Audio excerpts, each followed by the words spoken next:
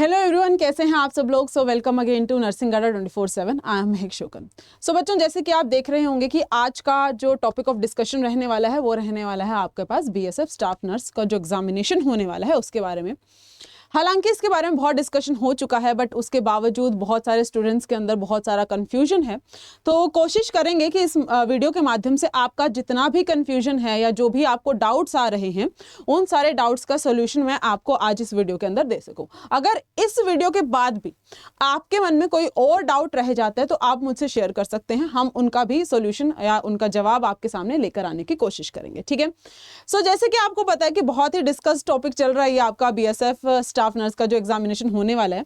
हालांकि इसका अभी तक कोई भी ऑफिशियल नोटिफिकेशन नहीं आया है। मोस्ट एक्सपेक्टेड है कि फरवरी तक ये आ जाएगा। न्यूज़पेपर में आ चुका है। अगर मैं नर्सिंग अड्डा की बात करूं तो सबसे पहले हम ही लोग थे जिन्होंने आपको इन अपकमिंग वैकेंसीज के बारे में बताया था। तो फटाफट स्टार्ट करते हैं, जानते हैं कि क्या आपका इस एग्जाम के अंदर या पूरा का पूरा प्रोसेस आपका क्या रहता है। अगर मैं एलिजिबिलिटी क्राइटेरिया की बात करती हूँ यहाँ पर, तो आप एजुकेशन की बात कीजिए। सबसे पहले एजुकेशन क्वालिफिकेशन आपसे क्या क्या मांगे जाएंगी, ये जितना भी आपको यहाँ पर डिस्कशन देखने को मिलेगा अब तक जो भी आपका प्रीवियस एग्जाम हुआ है उस एग्जाम के बेसिस पर यहाँ पर आपको डिस्कशन देखने को मिलेगा। ठीक है। तो सबसे पहले एजुकेशन क्वालिफिकेशन की बात कीजिए तो वही आपके पास या तो डिग्री होनी चाहिए या तो डिप्लोमा होना चाहिए। डिग्री की अगर हम बात करते हैं बीएससी नर्सिंग, या तो फिर अगर जिन्होंने जीएनएम डिप्लोमा भी किया है वो भी इस एग्जाम को देने के लिए एलिजिबल हो जाएंगे। साथ ही साथ ये बहुत कंपलसरी है कि आप लोग जो हैं you should be registered with the nursing council. ठीक है। अगर आप लोग के पास रजिस्ट्रेशन सर्टिफिकेट है, अगर आप लोग रजिस्टर्ड हैं तभी आप इस एग्जाम को देने के लिए जो क्वालिफाइड हैं होंगे, एलिजिबल होंगे, अदरवाइज नहीं होंगे। तो देखो, कोई भी एग्जाम, अब जैसे आप लोगों को पता है कि मैम एक सर्टेन एग्जाम आने वाला है, तो ये बहुत नेसेसरी हो जाता है कि आप अपने सर्टिफिकेट्स को पहले से ही इकट्ठा करना शुरू कर दें। ठीक है।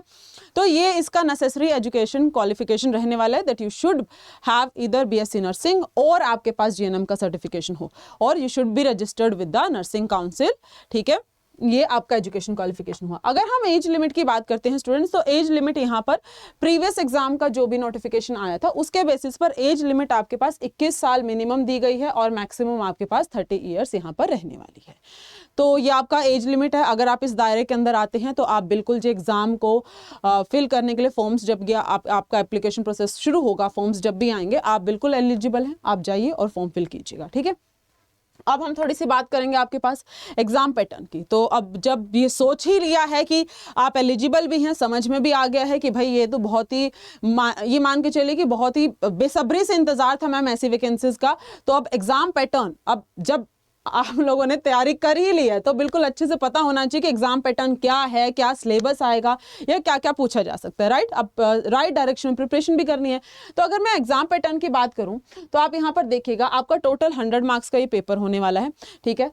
ऑब्जेक्टिव टाइप आपका पेपर होगा जिसमें हर एक क्वेश्चन को 1 मार्क यहाँ पर असाइन किया जाएगा। ड्यूरेशन आपके पास 120 मिनट्स यानी कि 2 आवर्स का आपका एग्जामिनेशन रहने वाला है। सारा का सारा आपका ओएमआर बेस्ड पेपर जाएगा। ठीक है। तो अब आप देखिए, देखो ओएमआर बेस्ड पेपर कहीं पर ओएमआर बेस्ड का मतलब ये होता है कि ऑनलाइन मोड में, ऑफलाइन मोड में, अगर ओएमआर बेस्ड की बात करेंगे तो वो ऑफलाइन मोड हो जाता है। अगर मैं ऑनलाइन मोड की बात करूं तो उसको सीबीटी मोड बोलते हैं। ठीक है। अब जैसे तकनीकी बढ़ रही है, टेक्नोलॉजी बढ़ रही है, तो ये जो भी आपको देखने को मिलेगा अब तक जैसे भी बीएसएफ के एग्जामिनेशन हो रहे हैं उसके बेसिस पर यहाँ पे बताया जा रहा है। बाकी हमको सिर्फ इतनी बात से मतलब होना चाहिए कि पेपर में आपके 100 सवाल आएंगे, 100 सवाल में आपके ऑब्जेक्टिव टाइप आएंगे। हर क्वेश्चन को क्या असाइन किया जाएगा जी, 1 नंबर असाइन किया जाएगा। पहले हम एग्जाम पैटर्न देखते हैं, फिर मैं आपको क्वालिफाइंग मार्क्स के बारे में बताऊंगी। देखना जरा, अगर मैं बात करती हूं बच्चों, ये 25 नंबर का आपको यहाँ पे नो नर्सिंग देखने को मिल रहा है। नो नर्सिंग में क्या क्या पूछा जा सकता है? नो नर्सिंग में जो इन्होंने हाईलाइटेड सिलेबस दिया है वो हाईलाइटेड सिलेबस आपके पास रहने वाला है जीके एंड न्यूमेरिकल एप्टीट्यूड। और मैंने आपको पीवाईक्यूज इसके ऑलरेडी डिस्कस करवा दिए हैं। अगर आप लोगों ने पीवाईक्यूज पे भी देखा होगा, ज्यादातर क्वेश्चन आपको या तो जीके के देखने को मिले जो आपका जनरल नॉलेज का पार्ट है। अब जीके अपने आप में बहुत ज्यादा वास्ट होता है। अगर मैं जीके की बात करती हूँ वहां पे करंट अफेयर का भी क्वेश्चन पूछा जा सकता है, वहां पे जनरल नॉलेज का भी क्वेश्चन पूछा जा सकता है, और इक्का दुक्का अगर रखना चाहें तो साइंस का भी क्वेश्चन रख सकते हैं। लेकिन अगर हम न्यूमेरिकल एप्टीट्यूड की बात करते हैं, यहां पर आपको मैथ्स के क्वेश्चन वहां पे अच्छे खासे, हमने पेपर देखा है, पूरा डिस्कस किया, मैथ्स के क्वेश्चन आपको ज्यादा देखने को मिले एज कंपेयर टू रीजनिंग। समझ रहे हो? तो आपको अपना ज्यादा फोकस जो रखना, अगर नॉन नर्सिंग की बात करोगे तो आपको जनरल नॉलेज पर और न्यूमेरिकल एप्टीट्यूड पर अपना ज्यादा फोकस रखना है। न्यूमेरिकल रीजनिंग यहाँ पे देखो न्यूमेरिकल्स में भी अगर मैं बात करूं परसेंटेज के, यहाँ पर आपको क्वेश्चन देखने को मिले, नंबर सिस्टम से आपको क्वेश्चन देखने को मिले थे। तो जो जो ज्यादातर आपके रिपीटेड क्वेश्चन है या रिपीटेड पैटर्न आ रहा है आपके एग्जाम का कि मैम यही तो पैटर्न है, यहीं से तो हर बार परसेंटेज से, अर्थमेटिक से क्वेश्चन रख रहा है जी, तो वहां पे ज्यादा फोकस कर लो, क्योंकि ये आपका नॉन कोर हो जाएगा। तो बच्चों के मन में फिर भी झिझक होती है कि हम करें या ना करें, इस पर फोकस करना चाहिए नहीं करना चाहिए। अगर तुम सोच के जाते हो कि मैम 25 मार्क्स हैं भाई, 25 नंबर तुमको बहुत सारे लोगों से आगे कर सकते हैं, बहुत सारे लोगों से पीछे भी कर सकते हैं, तो इसको टारगेट करो, पढ़ना शुरू करो। रोज का अगर 1 घंटा भी इन्वेस्ट करोगे उतने में भी काम हो जाता है, ठीक है। फिर हम बात करते हैं, बोल रहे हैं कि ह्यूमन एनाटॉमी और फिजियोलॉजी से आपके 25 क्वेश्चन पूछे जा रहे हैं, और बाकी का जो भी आपका मेन जो कोर नर्सिंग है, सर्जिकल हो गया, मेडिकल नर्सिंग हो गया, हेल्थ इलनेस वगैरह है, उसमें से आपका ये 50 नंबर का आएगा। तो ले दे करके बात इतनी है, ये आपका क्या हो जाएगा बच्चों, ये कोर नर्सिंग का आपके पास जो है वो आपका पूरा का पूरा बाकी 75 मार्क्स का आपको नर्सिंग से ही देखने को मिलेगा, आपका जो कोर फील्ड है, ठीक है। यहां तक आई गेस किसी को कोई डाउट नहीं होगा। अब मैं आपको वो चीज दिखाती हूँ जिसकी मैं बात करी थी। यहां पर एक रफ एस्टिमेशन प्रीवियस जो आपके एग्जामिनेशन हुए हैं उसके बेसिस पर यह दिया गया है कि मिनिमम क्वालिफाइंग मार्क्स कितने चाहिए। हालांकि इन पर आपको इतना फोकस करने की जरूरत नहीं है। अब क्यों मिनिमम क्वालिफिकेशन मार्क्स मैटर नहीं करेंगे ये समझिएगा आप। वो इसलिए नहीं मैटर करेंगे स्टूडेंट्स, देखो मिनिमम क्वालिफिकेशन मार्क्स का मतलब ये होता है कि you just qualified the paper, but आपको सिलेक्शन रैंक दिलवाती है। तो आप ये मान के चलेगा कि जितना भी क्राउड एग्जाम में बैठेगा उस क्राउड में आपको बहुत अच्छा स्कोर करना है, तभी जा करके आपका सिलेक्शन हो पाएगा।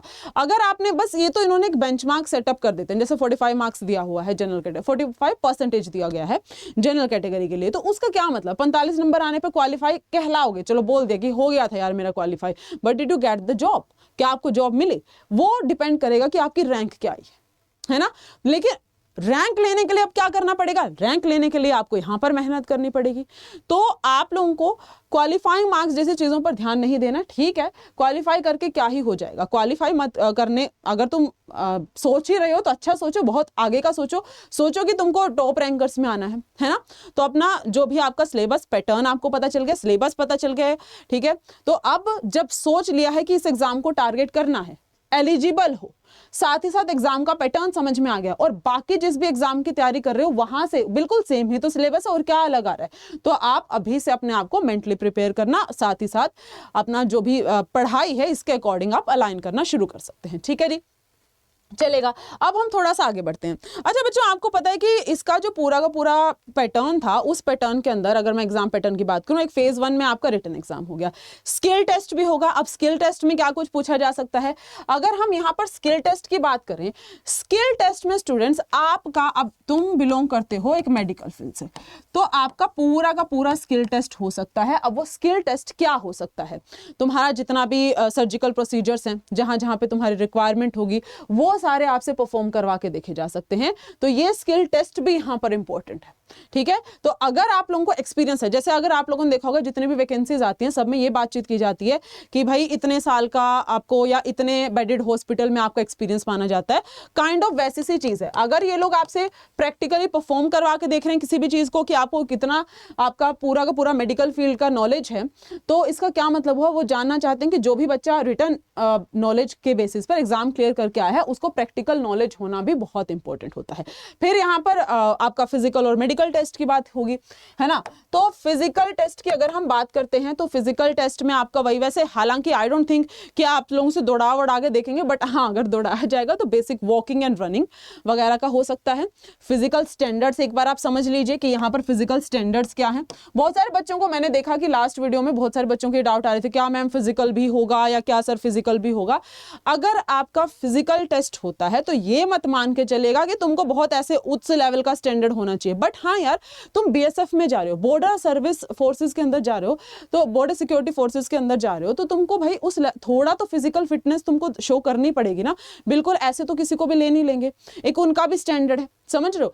तो फिजिकल टेस्ट होगा, और एक बार थोड़ा समझ लीजिए कि इनका जो फिजिकल स्टैंडर्ड टेस्ट है उसका क्या इनका क्राइटेरिया है। अगर मैं हाइट की बात करती हूँ, मेल्स के केसेस हैं 165 सेंटीमीटर, 165 सेंटीमीटर एंड फीमेल के केसेस में 150 centimetre. That is an average height, मैं बोलूंगी एवरेज से भी आप ये मान के चलिए 165 की अगर मैं बात करूं तो बच्चों इतनी ज्यादा हाइट यहाँ पर रिक्वायरमेंट नहीं है। एक इंडियन जो मेल है उसकी एवरेज हाइट लगभग इतनी होगी, आप सब इस कैटेगरी को फिल कर ही लेंगे, ठीक है। एंड फीमेल की 150 सेंटीमीटर्स की बात की जा रही है। 5'7" लगभग 170 सेंटीमीटर होता है, तो 5'7" से भी कम यहाँ पर बोला जा रहा है। तो 5'7" पूरा का पूरा 172 सेंटीमीटर इज 5'7", ठीक है। जिसका अगर किसी को आइडिया नहीं है, अगर मैं 5 फुट 7 इंच के बंदे की बात करूं तो 172 सेंटीमीटर का होता है वो, ठीक है। तो उससे कम है, तो उससे कम क्या 5'6" के हो गए तुम, काम चल जाएगा, ठीक है। उतना तो होता है ना, हर एक एवरेज मेल की हाइट उतनी तो होती है लगभग, फीमेल की 150 के लगभग है। फिर उसके बाद बात कीजिएगा बच्चों चेस्ट की। फीमेल के लिए इट इज नॉट एप्लीकेबल। अगर मैं मेल्स की बात करती हूँ 76 सेंटीमीटर अनएक्सपेंडेड, और एक्सपैंड कर अगर देखेंगे तो आपके पास 81 सेंटीमीटर होनी चाहिए। बाकी अगर हम वेट की बात करें, वेट आपका जो बॉडी मास इंडेक्स होती है उसके हिसाब से, यानी कि आपका अकॉर्डिंग टू द हाइट ही होना चाहिए। You shouldn't be overweight. Overweight अगर आप होंगे तो उसको थोड़ा सा आप लोग बैलेंस आउट कर लीजिएगा। बॉडी मास इंडेक्स के बारे में अगर थोड़ा सा जानते हो उसका अपना एक बार देख लो, तुमको ऑनलाइन चार्ट दिखाई दे जाएगा। उस रेंज में अगर आप हो तो आप बहुत आराम से इधर एलिजिबल हो जाओगे। तो इसका इतना ज्यादा हेडेक लेने की जरूरत नहीं है, ये आप लोग क्वालिफाई कर लोगे। फिर इसके बाद आपका मेडिकल टेस्ट होता है। अगर मेडिकल टेस्ट की हम बात करते हैं तो मेडिकल टेस्ट में क्या कुछ होता है, आपका विजन देखा जाएगा, 6x6 है या जो भी उनका क्राइटेरिया होगा। फिर आप लोगों को अगर कोई क्रोनिक डिजीज वगैरह नहीं है, टैटूज वगैरह भी भाई थोड़ा सा अगर अलाउड एरियाज हैं उसमें होने चाहिए। तो ये सब कुछ आपका पूरा का पूरा आप ये मान के चलो पूरा बॉडी का स्कैन किया जाएगा। उसके बेसिस पर ये डिसाइड किया जाएगा कि जो उनका एलिजिबिलिटी क्राइटेरिया है उसमें आप लोग फिट बैठते हैं या नहीं, ठीक है। After that there will be a selection. अब बात ये आती है कि बहुत सारे बच्चों को ये डाउट है मैम मेडिकल टेस्ट में क्या होगा, उसमें तुमको हेडेक लेने की जरूरत नहीं है ना। तुम ये सोच के चलो, अगर तुम लोगों को ऐसा लगता है कि मैम कोई क्रॉनिक डिजीज नहीं है और बहुत ज्यादा मैं मेंटली इल नहीं हूं या फिजिकली बहुत ज्यादा इल नहीं हूं, खुद को उठा करके जा करके अपना स्किल टेस्ट परफॉर्म कर सकता हूं, देन आप दे पाएंगे, उतना हेडेक मत लो। और फिजिकल टेस्ट को लेकर भी बहुत सारे बच्चे बहुत ऐसे समस्या में हैं कि फिजिकल भी होगा या नहीं होगा। अगर फिजिकल होगा, ये आपका फिजिकल स्टैंडर्ड यहां पर है। उसके अलावा अगर आप लोगों से वॉकिंग करवा के देख ली जाएगी थोड़ा बहुत, अगर उन्होंने फिजिकल टेस्ट ही लेकर के देखा तो इतना ज्यादा हाई लेवल का नहीं होगा कि तुमको बिल्कुल जैसे मैम जो जाते हैं हमारे जवान इधर ज्वाइन करने के लिए उस लेवल का नहीं होने वाला, उतना मत टेंशन हो, ठीक है। आप इन्हीं स्टैंडर्ड के बेसिस पर एनालाइज कर सकते हैं कि आपका जो मेन फोकस है that should be on your written examination, उसको क्वालिफाई करो, ये आपका हो जाएगा, ठीक है। अब हम बात करते हैं कि मैम इतनी सारी कहानी हम लोगों ने सुन ली, प्रीवियस ईयर तक हम लोग अभी देख रहे हैं बैठ के, तो अब ये पेपर होगा कब। देखो बच्चों, टेंटेटिव लिस्ट जो है मैं यहां पर आपको दे सकती हूँ, एक्सपेक्टेड टाइमलाइन में आपको बता सकती हूँ। तो ये एक्सपेक्टेड है कि नोटिफिकेशन आपका जनवरी से फरवरी 2026 के बीच में आ जाना चाहिए, ठीक है। उसके बाद आपका एप्लीकेशन स्टार्ट प्रोसेस ऑलमोस्ट आपका अगर एप्लीकेशन आ जाएगा तो थोड़ा सा आपको पता चल जाएगा कौन कौन एलिजिबल है, विद इन अ वीक आपका प्रोसेस भी स्टार्ट हो जाएगा। देन अगर एप्लीकेशन का लास्ट डेट फिर वही है अप्रोक्सीमेटली आपको 1 मंथ का तो यहाँ पर लास्ट डेट दिया ही जाता है, मतलब टाइम पीरियड दिया ही जाएगा। तो 1 महीने का आपका, 1 महीने का नहीं तो आप 20 से 30 दिन के बीच का आपका नॉर्मल रहेगा टाइमलाइन, है ना, फॉर्म फिल कर सकते हो। और फिर उसके बाद मई से जून तक आपका ये एक्सपेक्ट किया जा सकता है कि विद इन 2 मंथ्स आपका फिर एग्जाम हो जाएगा। तो ये है इसका एक्सपेक्टेड टाइमलाइन। बट हालांकि अभी तक जब तक कोई भी ऑफिशियल नोटिफिकेशन नहीं आता तब तक हम कि फीस क्या रहेगी, एग्जैक्टली कब एग्जाम होगा, है ना, ये सारी चीजें नहीं बोल सकते। जो पक्के तौर पे बोल सकते हो वो क्या क्या है, आपके एग्जाम का पैटर्न पक्का पता है, उसमें क्या क्या सिलेबस आने वाला है वो पक्का पता चल गया है। बीएसएफ का अगर हम नॉर्मली आपका फिजिकल स्टैंडर्ड और मेडिकल स्टैंडर्ड की बात करें, आप उसमें फिट हो रहे हैं या नहीं हो रहे, ये आपको पक्का पता है। आप एलिजिबल हो और आपको लगता है कि मैम एक बहुत ही अच्छी वैकेंसी आने वाली है, तो तैयारी करना शुरू करो और अपने सर्टिफिकेशंस अपने पास रख लेना, है ना, बस एक यही चीज तुम कर सकते हो। तो दिस इज ऑल। अगर अभी भी इसके बावजूद किसी भी बच्चे के या किसी भी स्टूडेंट के दिमाग में कोई भी डाउट रहता है, you can share with us, हम डेफिनेटली उन डाउट्स को भी जरूर क्लियर करने की कोशिश करेंगे। अब बात आती है कि मैम क्या करें जी। कैसे इस चीज को, अब ये हमारे पास आ गया है, अब हमको करनी है तैयारी, हमारे आ गया जी समझ में, हमको अब पढ़ना है और सिर्फ पढ़ाई करनी है और सिलेक्शन लेके रहना है। तो उसके लिए क्या करें? तो बच्चों आप चाहें तो यूट्यूब चैनल से भी जुड़ सकते हैं, यूट्यूब पर आपको फ्री ऑफ कॉस्ट पढ़ाया जाता है। उसके अलावा अगर आपके मन में है कि मुझे तो पक्का सिलेक्शन चाहिए, तो आपके लिए मैं एक बेहतरीन सा बैच यहाँ पर बता देती हूँ। तो आपको क्या करना पड़ेगा, आप जो है अपना कोई भी ब्राउजर ओपन अप कर लीजिएगा। जैसे ही आप कोई भी ब्राउजर ओपन करते हैं, आपको अड्डा 24/7 सर्च करना है। करो जी अड्डा 24/7 सर्च, पहले लिंक पर चलिएगा, यहां से आप चलिएगा all courses and then we will go to nursing में जा करके आपके पास बच्चों क्या है जी, मैम मेरा तो बीएसएफ स्टाफ नर्स का एग्जामिनेशन, बस उसी को खोजना है, यहाँ पर ढूंढ लो। यहाँ पर आपको जैसे ही बीएसएफ स्टाफ नर्स दिखाई देगा, अड्डा 24/7 आपके लिए और आपके इस एग्जाम की प्रिपरेशन के लिए ले आया है ब्रह्मोस बैच। ठीक है, अब ये बैच आपको लेकर जाएगा, अभी यहां पर खड़े होकर सोच रहे हो कि तैयारी करनी है, आपको मंजिल तक पहुंचाएगा आपका ये बैच। अब बैच में देखो, बैच अभी आपकी सेल वेल चल रही है, तो बहुत अच्छा मौका है तुम्हारे पास, जाओ और एनरोल कर लो। 4x प्रेप डील आपका चल रहा है, सभी बैचेस पर आपको 78% ऑफ, 3x वैलिडिटी, नर्सिंग महापैक आपको 2499 रुपए में। और साथ ही साथ यहाँ पर स्टूडेंट्स आपको अगर सिलेक्शन ले लेते हो तो जो भी पैसा आप यहाँ पे इन्वेस्ट करोगे वो 100% रिफंड दिया जाएगा। तुम्हारी किस्मत अच्छी है, ठीक है। खैर बाय नाउ पर क्लिक कीजिएगा, कूपन कोड बता रही हूँ आपको मैं, YT43, इसको आप अप्लाई कर लीजिए। जैसे ही आप इसको अप्लाई करोगे, बैच आपको 1999 रुपए का दिखाई दे रहा है, ठीक है। उसके अलावा बच्चों आपकी यूट्यूब पर भी क्लासेस चलती हैं, आप यूट्यूब पर भी क्लासेस ले सकते हो। अगेन एक इस कूपन कोड को आप नोट डाउन कर लीजिएगा, बैच में एनरोल करना है तो फटाफट बैच में एनरोल कर लो। यूट्यूब की क्लासेस मैंने आपको बता दिया, रेगुलर आपकी यूट्यूब की क्लासेस चलती हैं, कोर नर्सिंग के लिए भी, नॉन नर्सिंग के लिए भी, उनसे जुड़ जाइए, आपकी बहुत ही बेहतरीन तरीके से यहाँ पर तैयारी हो जाएगी, ठीक है। चलिए जी, अब इसी के साथ हम क्लास को रैप अप करते हैं। Thank you so much for joining with me, have a nice day, good luck.